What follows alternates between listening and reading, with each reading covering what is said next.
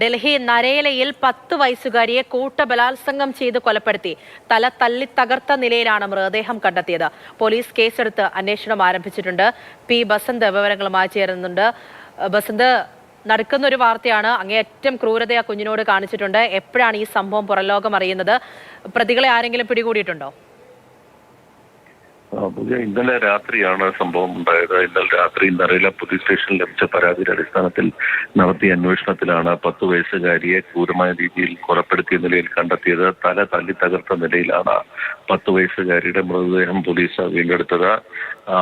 കൂട്ടബലാത്സംഗത്തിന് ഇരയായി എന്ന് പിന്നീട് കണ്ടെത്തിയതിനെ തുടർന്ന് ഇപ്പോൾ പോലീസ് കേസെടുത്തിട്ടുണ്ട്. രാത്രി അത്താഴം കഴിച്ച ശേഷം പുറത്തേക്ക് ഇറങ്ങിയ പെൺകുട്ടിയാണ് തട്ടിക്കൊണ്ടു പോവുകയും പിന്നീട് ക്രൂരമായി കൂട്ടബലാത്സംഗത്തിന് ഇരയാക്കുകയും ചെയ്തത്.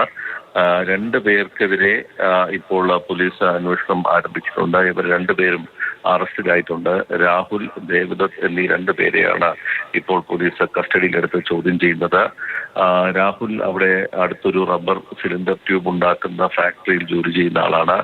നരയിലെ തന്നെ മറ്റൊരു ഫാക്ടറിയിൽ ജോലി ചെയ്യുന്ന ആളാണ് ഇപ്പോൾ ദേവദത്ത് എന്ന് പറയുന്നത്. 2 പേരും സമീപത്ത് തന്നെ താമസിക്കുന്നവരാണ്. ഏതായാലും ഇപ്പോൾ പോലീസ് ശക്തമായ അന്വേഷണം തുടങ്ങിയിട്ടുണ്ട്. പെൺകുട്ടിയുടെ മൃതദേഹം നാളെ സംസ്കരിക്കും. എപ്പോഴാണ് ബസന്ത് കുഞ്ഞിന്റെ മൃതദേഹം കണ്ടെത്തിയത്? ഇന്നലെ രാത്രിയാണ് പോലീസിന് പരാതി ലഭിക്കുന്നത്. ഇന്ന് പുലർച്ചയോട് കൂടിയാണ് പെൺകുട്ടിയുടെ മൃതദേഹം കണ്ടെത്തുന്നത്. തൊട്ടടുത്ത ഒരു പൊന്തക്കാട്ടിനിടയിൽ നിന്നാണ് മൃതദേഹം കണ്ടെത്തിയിരിക്കുന്നത്. തല തല്ലി തകർത്ത നിലയിലായിരുന്നു. ഇതിനെ തുടർന്ന് നടത്തിയ അന്വേഷണത്തിലാണ് ഈ സംഭവം ഉണ്ടായത്.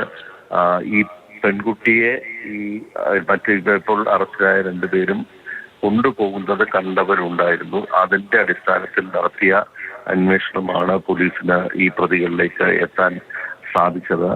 പിന്നീട് രാഹുലാണ് പിടിയിലായ രാഹുലാണ് പെൺകുട്ടിയുടെ മൃതദേഹം കിടന്ന സ്ഥലം പോലീസിന് കാണിച്ചു കൊടുത്തത്. ശരി, പി ബസന്താണ് വിവരങ്ങൾ നൽകിയത്.